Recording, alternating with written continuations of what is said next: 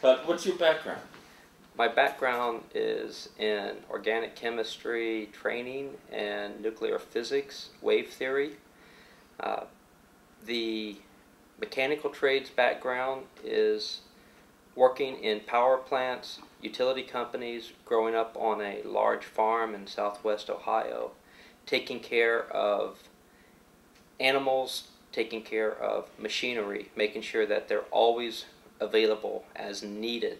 Or otherwise, animals die in the winter, they die in the summer from heat exhaustion. And you have a connection to Thomas Alva Edison? My great-grandfather was brought to America by Thomas Edison from Germany. He was a head millwright in Munich, Germany. He was the teacher. And Edison brought him to America. His name was Thomas Paulin. And my grandfather won a steam engineers locomotive contest on building a road using the least amount of steam and the least amount of coal with old steam tractors in 1904. Consequently, my grandfather was 11 and a half years old and started working for Thomas Edison. And his nickname was Buck because the first time Thomas Edison met him, he said, "So you're the young buck that beat all these senior engineers." And my father started the same apprentice program as my grandfather did at the age of 11.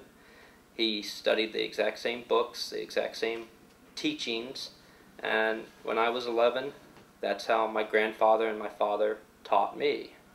And by the time I was 14, I was working at Armco Steel as a research student. We worked in the steel manufacturing and power production from secondary side of steel production, recovering the waste heat from the open hearths, from the blast furnaces, from the coke ovens, and turning that into power to run the steel mill. So I started very young in power production. By the time I was 20, I was running as a lineman and troubleman for power distribution systems in southwest Ohio, running the power plant at night, on-call trouble person in the middle of the night every weekend. I was the head guy, 20 years old. So what degrees do you have now? Well, when I was 19, I got a double bachelor's, and that's in organic chemistry and nuclear medicine. I was going into nuclear medicine. I went on into organic chemistry and got a master's, and that was mostly around biological agents being destroyed by soaps, ammonias, complex compounds that are found in the environment in agriculture. And I was wondering if they were passing through the food chain and getting into the human body and causing cancers to form. Turns out I ended up getting exposed to a very toxic compound, came down with a disease known as non-Hodgkin's lymphoma, recovered from that after 5.5 months of surgery and chemotherapy, radiation therapy. And that's what brought me to Hawaii, was to heal my body after the doctors had removed and arrested the cancers. So I never continued my research or education after that in the medical fields. I did start to go back in and become a nurse, became a physician's assistant, but I didn't like medicine. I couldn't deal with death. So if you can't deal with death, you can't be in medicine. So you dealt with hurricanes instead? I dealt with energy matters, and I dealt with machines, because I didn't feel bad if a machine died.